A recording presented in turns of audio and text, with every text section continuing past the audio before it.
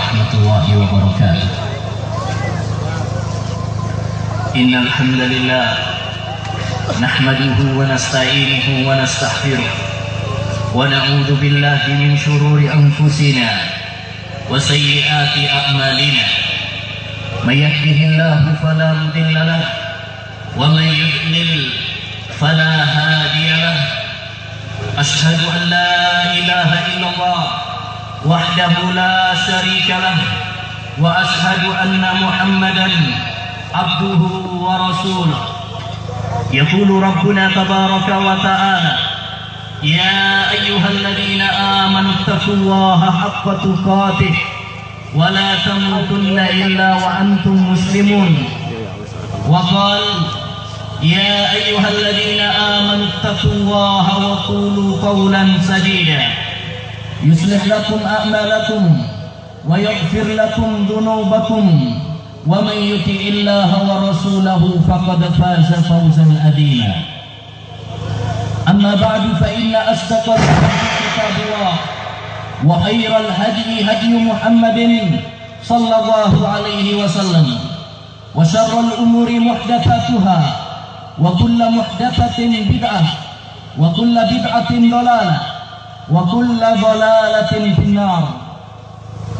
معاشر المسلمين والmuslimat, jamaah salat Idul Fitri yang semoga diberkahi oleh Allah Subhanahu wa taala.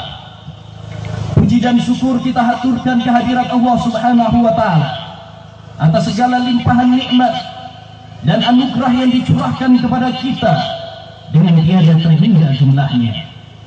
Sehingga di hari ini, di tempat yang terbuka ini, kita dipertemukan oleh Sang Maha Pencipta untuk beribadah bersama, bertatap muka antar sesama, untuk mengungkapkan kegembiraan bersama. Wajah-wajah kaum muslimin hari ini berseri-seri penuh sumringah dan senyuman.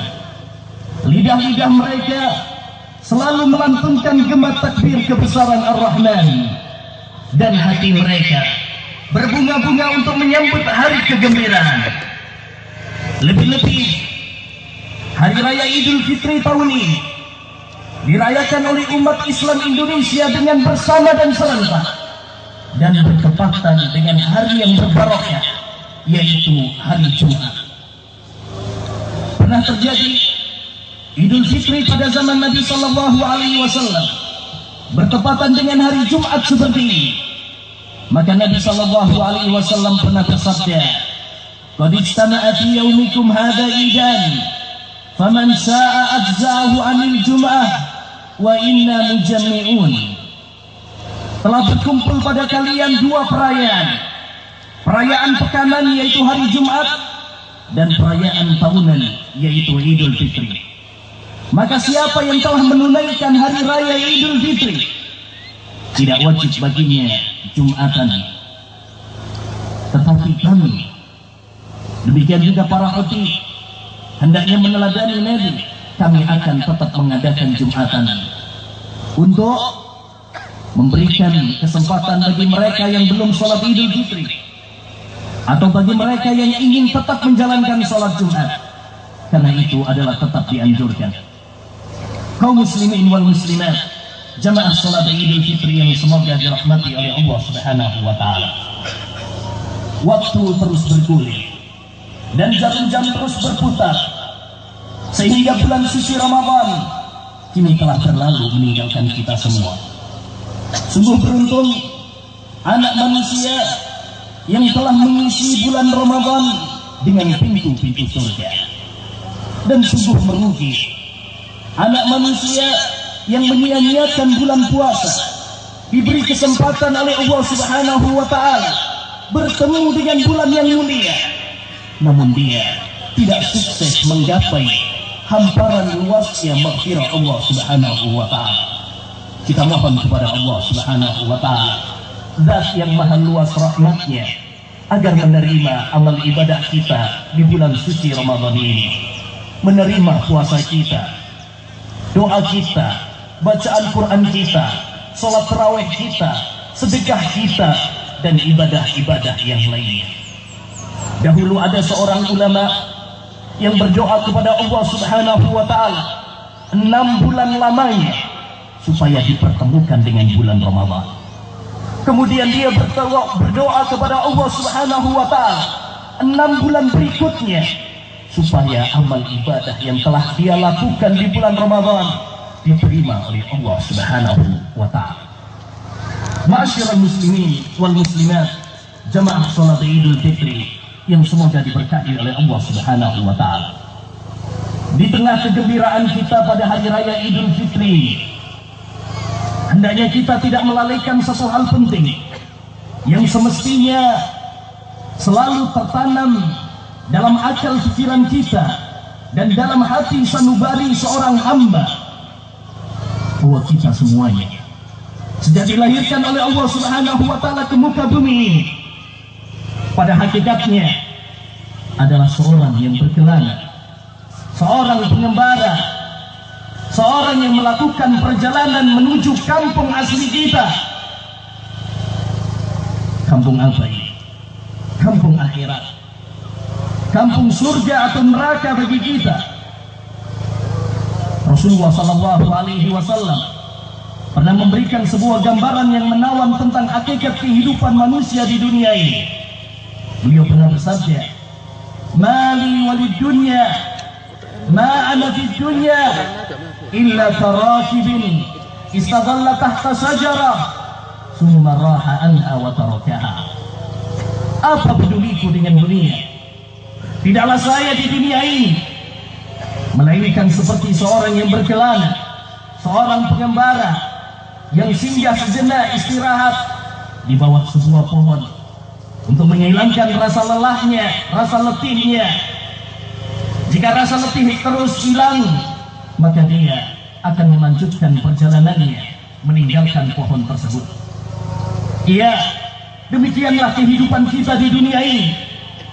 Pada hakikatnya kita di dunia ini hanya sementara, mampir saja di dunia ini, dan kita semuanya suatu saat nanti akan meninggalkan dunia ini, dunia yang hina dan fana, menuju tempat yang abadi, surga atau neraka. Ma'asyiral muslimin rahimani wa rahimakumullah, jika kita memahami bahwa kita sebenarnya adalah seorang yang berkelana dan pengembara di dunia ini, maka selayaknya seorang yang melakukan perjalanan jauh, seorang yang mudik ke kampung aslinya, dia pasti menyiapkan perbekalan-perbekalan. Dia mempersiapkan pakaiannya, dia mempersiapkan HP-nya, CC-nya, uangnya, jajannya. Maka demikian juga ma'asyiral muslimin, dalam perjalanan kita ke kampung asli kita, ke kampung akhirat, kita butuh bekal. Bukan bekal uang, bukan bekal jabatan, karena semua itu tidak ada artinya pada hari kiamat jika tidak dibarengi dengan keimanan dan amal saleh. Yauma la yanfa'u malu wala banun illa man atallaha biqalbin salim. Pada hari itu tidak bermanfaat harta dan anak-anak kecuali orang yang menghadap Allah Subhanahu wa taala dengan hati yang suci, dengan hati yang bersih. Umar bin Abdul Aziz pernah mengatakan, "Inna likulli safarin zada, fatazawwadu li safarikum minad dunya ilal akhirah." Semua perjalanan butuh perbekalan. Maka berbekalah oleh kalian wahai hamba Allah dalam perjalanan kalian di dunia ini menuju akhirat. Berbekalah dengan bekal takwa kepada Allah Subhanahu wa taala. Ma'asyiral muslimin wal muslimat, jamaah ini semoga senantiasa dirahmati oleh Allah Subhanahu wa taala. Sejenak marilah kita bertanya pada diri kita masing-masing, bekal apa yang sudah kita persiapkan untuk akhirat ini? Sudahkah kita dalam kehidupan dunia ini mempersiapkan perbekalan kita untuk perjalanan menuju akhirat kita? Oleh karenanya, pada kesempatan yang berharga ini, izinkan kami mengingatkan 5 hal penting yang perlu kita persiapkan sejak sekarang untuk menghadap Allah Subhanahu wa ta'ala. Dan bekal tauhid, karena iman dan tauhid adalah kunci kebahagiaan seorang hamba di dunia dan di akhiratnya. Di akhir surat Al-Kahfi Allah Subhanahu wa ta'ala berfirman, "Faman kana yarju liqa'a rabbih falyamal 'amalan shalihan wa la yusyrik bi ibadati rabbih ahada." Siapa yang mengharapkan perjumpaan dengan Rabb-Nya, maka hendaknya dia beramal saleh dan tidak menyekutukan Allah Subhanahu wa ta'ala, tidak menjadikan tandingan bagi Allah Subhanahu wa ta'ala dengan selain. Barang siapa yang berjumpa dengan Allah dalam keadaan tidak berbuat syirik kepada Allah, maka dia akan masuk surga. Dan siapapun sebaliknya yang berjumpa dengan Allah dalam keadaan berbuat syirik kepadanya, maka dia akan masuk neraka. Maka tauhid menentukan nasib kita, apakah kita berada di surga atau di neraka. Ramadan dan bulan puasa mengajarkan kepada kita betapa pentingnya arti keikhlasan memberikan ibadah hanya kepada Allah Subhanahu wa ta'ala semata. Rasulullah sallallahu alaihi wasallam menandaskan, "Man shama ramadhana imanan wa ihtisaban, ghufira lahu ma taqaddama min dhanbih." Siapa yang puasa atas dasar iman dan ikhlas hanya mengharapkan wajah Allah Subhanahu wa ta'ala, maka akan diampuni dosa-dosanya yang telah lalu. Maka wahai saudara, wahai saudari, wahai para hamba Allah Subhanahu wa ta'ala, sebagaimana kita puasa hanya untuk Allah, maka demikian juga segala jenis dan macam ibadah lainnya hendaknya kita serahkan hanya kepada Allah. Salat kita, doa kita, sembelihan kita hanya untuk Allah Subhanahu wa ta'ala, bukan untuk para selain Allah Subhanahu wa ta'ala, baik para wali, kuburan, malaikat, jin dan selainnya. Iyyaka na'budu wa iyyaka nasta'in. Hanya kepada Engkau ya Allah kami beribadah, dan hanya kepada Engkau kami minta pertolongan. Inilah hakikat tauhid yang karenanya Allah Subhanahu wa ta'ala menciptakan kita umat manusia, yang karenanya Allah Subhanahu wa ta'ala mengutus para utusannya, yang karenanya Allah Subhanahu wa ta'ala menciptakan surga dan neraka, yang karenanya Allah Subhanahu wa ta'ala mensyariatkan jihad di jalannya.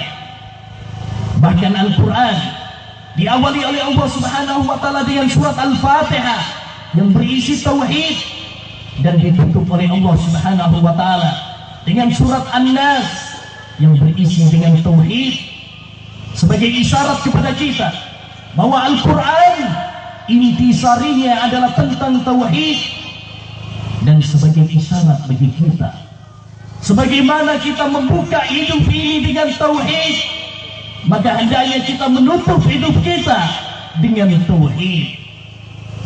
Wala tamutunna illa wa antum muslimun.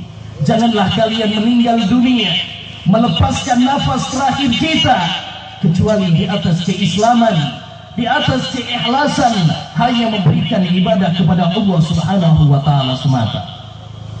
Yang kedua, ma'asyiral muslimin wal muslimat, jamaah salat Idul Fitri yang semoga dirahmati oleh Allah Subhanahu wa ta'ala. Bekal yang kedua yang perlu kita miliki dalam perjalanan menuju akhirat kita adalah lentera ilmu agama. Dalam perjalanan dunia saja, kalau kita akan menuju suatu tempat, kalau kita akan menuju suatu alamat, maka kita harus mengerti tentang alamatnya dengan jelas. Kita harus punya ilmu tentang rute perjalanannya, ongkosnya, dan sebagainya. Sebab jika tidak, apa yang terjadi? Yang terjadi adalah kita akan tersesat jalan. Kita akan gampang ditipu orang, dan setidaknya kita akan terombang-ambing dalam kebingungan. Maka demikian juga dalam perjalanan kita menuju surga Allah Subhanahu wa ta'ala, kita harus memiliki cahaya ilmu agama supaya kita tidak tersesat jalan. Jangan sampai kita menginginkan surga, tapi dengan kejahilan kita, dengan kebodohan kita, kita malah terjerumus ke neraka. Mungkin kita juga akan mudah dibodohi oleh orang, ditipu orang, dan kita akan terombang-ambing dalam kebingungan. Ilmu adalah cahaya, ilmu adalah lentera, ilmu adalah sinar yang akan menyinari perjalanan kita menuju surga Allah Subhanahu wa taala. Oleh karenanya Rasulullah sallallahu alaihi wasallam pernah bersabda, "Man salaka tariqan yaltamisu fihi ilman, sahalallahu lahu bihi tariqan ilal jannah." Barang siapa yang menempuh perjalanan dalam rangka menuntut ilmu agama, maka Allah akan memudahkan jalannya menuju surga. Oleh karenanya ma'asyiral muslimin wal muslimat, iblis laknatullah alaih, jerat yang pertama kali dia bidik kepada umat manusia adalah mematikan lentera manusia dengan memalingkan mereka dari menuntut ilmu agama. Kita semuanya butuh kepada ilmu agama. Perhatikan, bayangkan, bukankah tatkala kita saat ibadah puasa kita merasakan lemasnya tubuh kita, lemahnya badan kita, kita sangat menanti gema adzan maghrib untuk menghilangkan kelemahan tersebut dengan makan, dengan minum dan sebagainya sebagai energi bagi badan kita. Demikian juga hati kita, demikian juga jiwa kita, batin kita. Batin ini membutuhkan ilmu, membutuhkan makanan, membutuhkan minuman. Dengan cahaya Al-Quran dan sunnah Nabi Muhammad SAW, kita tidak mungkin beribadah kepada Allah kecuali dengan ilmu agama. Karena ibadah hanya diterima oleh Allah Subhanahu wa taala jika memenuhi dua syaratnya. Yang pertama ikhlas, dan yang kedua adalah sesuai dengan petunjuk Rasulullah sallallahu alaihi wasallam. Betapapun ikhlas hati kita dalam melakukan amal ibadah, jika tidak mengikuti tata cara Rasulullah sallallahu alaihi wasallam, maka itu hanya sia-sia belaka.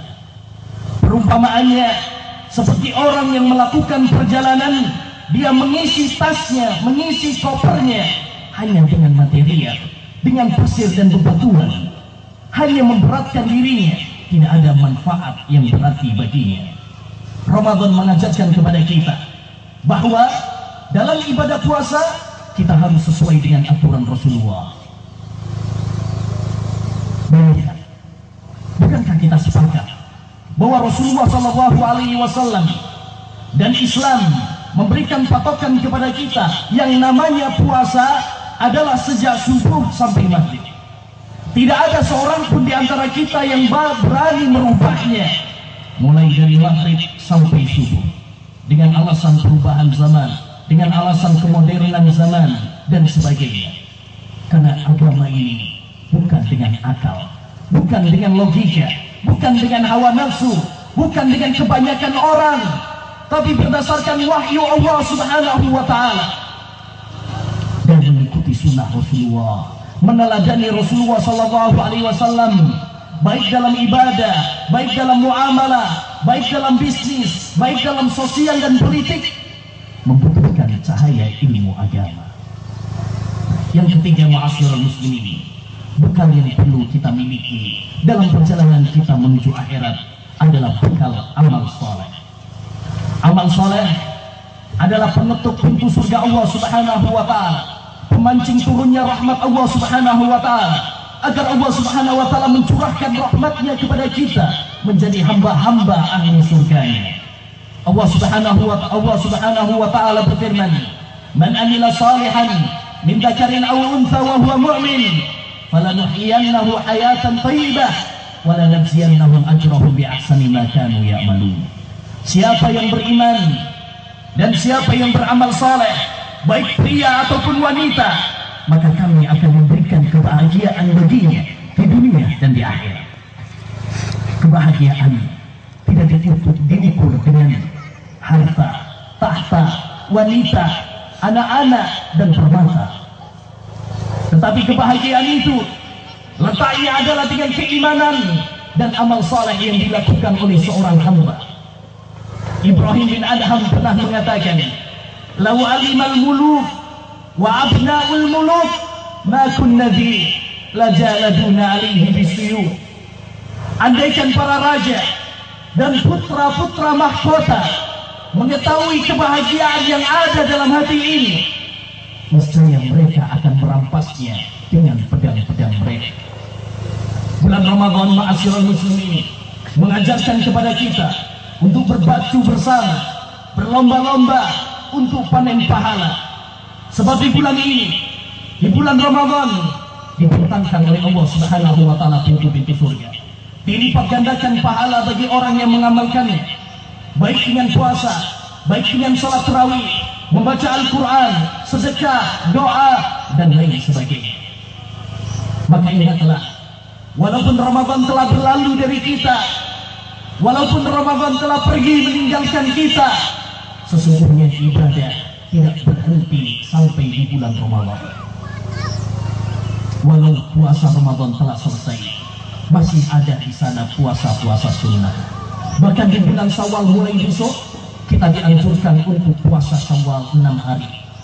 Rasulullah bersabda, "Man shoma Ramadan, summa atba'ahu sittan min Syawal, kana kasiyamid dahr." Siapa yang puasa Ramadan, kemudian dia mengikutinya dengan puasa 6 hari Syawal, maka seakan-akan dia puasa 1 tahun penuh.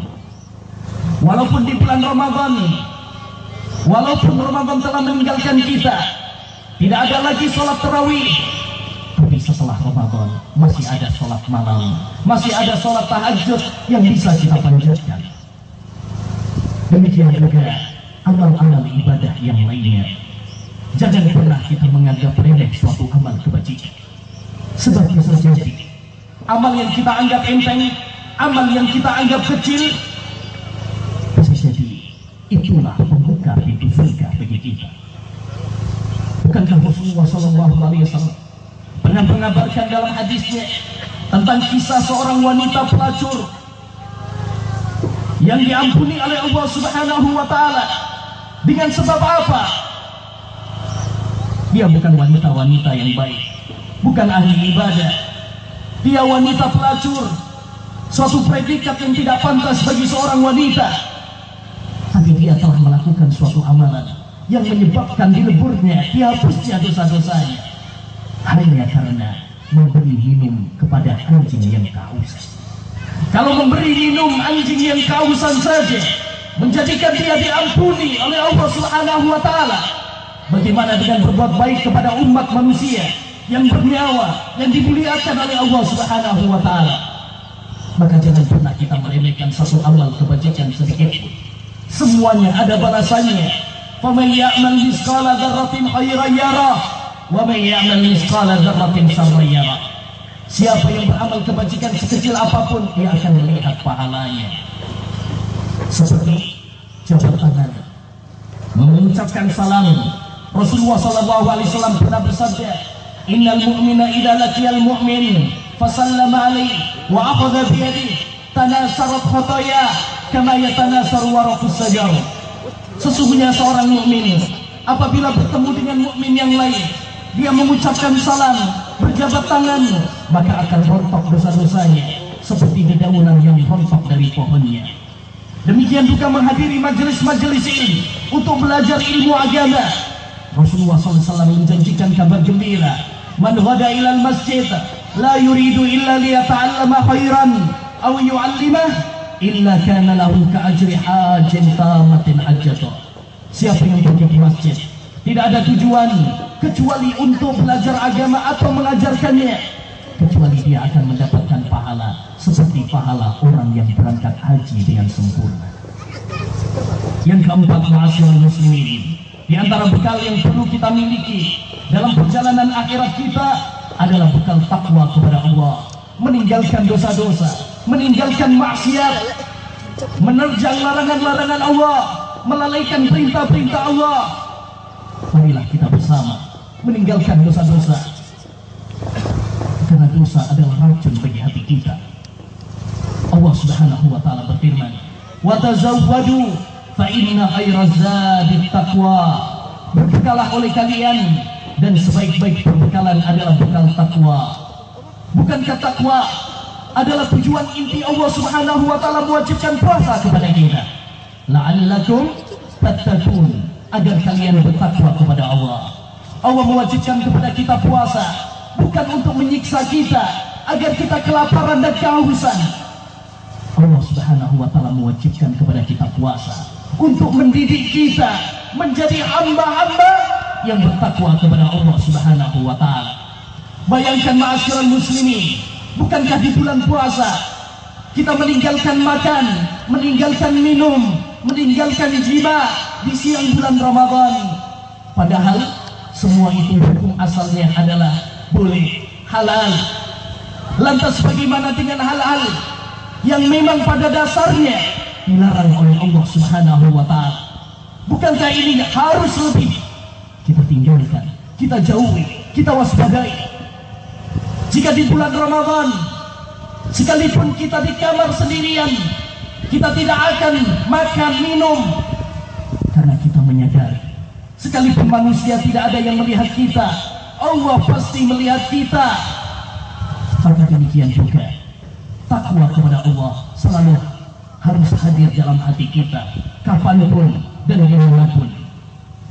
Andai saja para pemimpin dan petinggi negeri ini meraih pelajaran dari ibadah puasa ini, mungkin kita tidak banyak mendengar kasus-kasus kriminal, korupsi, KKN yang melilit negara ini, yang merajalela diberitakan di media setiap malam dan pagi.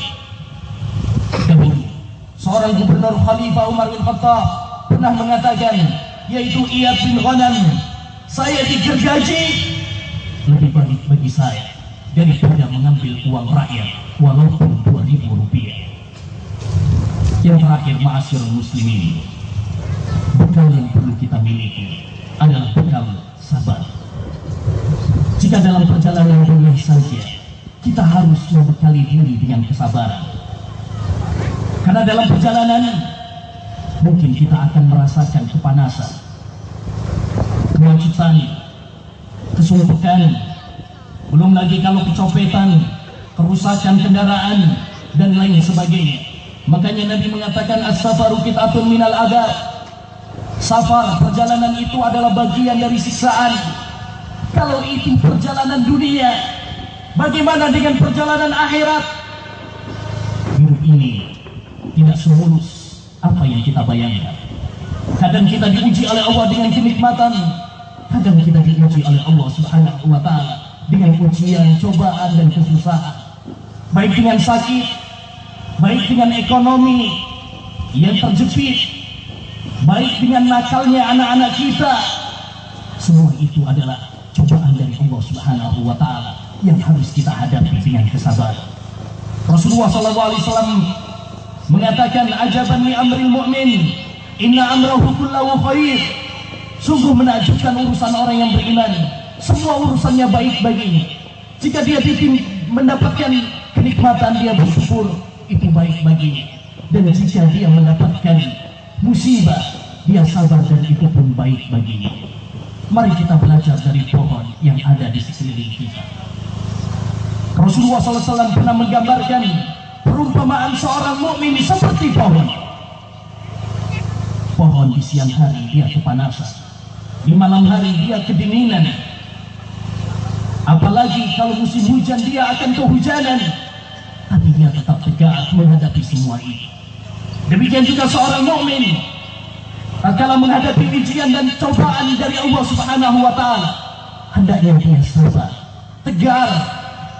Jangan sampai tatkala Allah memberi ujian kepadanya dengan krisis ekonomi, dia pun stres, masuk rumah sakit jiwa, apalagi melakukan aksi bunuh diri. Ini bukan cermin seorang mukmin yang sejati. Hidup ini kita akan mendapatkan ujian dan cobaan dari Allah Subhanahu wa taala. Ma'asyiral muslimin rahimani wa rahimakumullah. Dunia yang kita huni ini hanyalah sementara saja. Dunia ini hanyalah hina. Dunia ini hanyalah fana. Kemanapun kita akan berlindung, kematian pasti akan menjemput kita. Kita bisa saja lolos dari sakit, dari kecelakaan. Kita bisa saja sembuh dari rasa sakit yang menghampiri kita. Tapi yakinlah, bahwa kita tidak akan lolos, kita tidak akan selamat dari kejaran kematian yang selalu mengintai kita. Oleh karenanya, hendaknya kita memahami bahwa dunia ini hanyalah hina. Inna mat'ama ibni Adam ju'ila masalamid dunia. Apa yang kita makan, itulah perumpamaan dunia. Selezat apapun makanan yang kita makan selama bulan puasa, selama bulan Syawal, hari raya dan sebagainya, falyandur mada yasir, hendaknya dia pikirkan nanti jadinya juga apa. Apa jadinya setelah kita makan? Kita akan meninggalkan ini, bahkan kita akan merasa jijik dari ini. Hendaknya kita selalu mengharap surga Allah Subhanahu wa Ta'ala yang abadi, karena dunia ini tidak ada bandingnya dengan surga yang abadi. Madunya fil akhirah illa mislu ma yaj'alu ahadukum usba'ahu fil yam falyanzur mada yarji.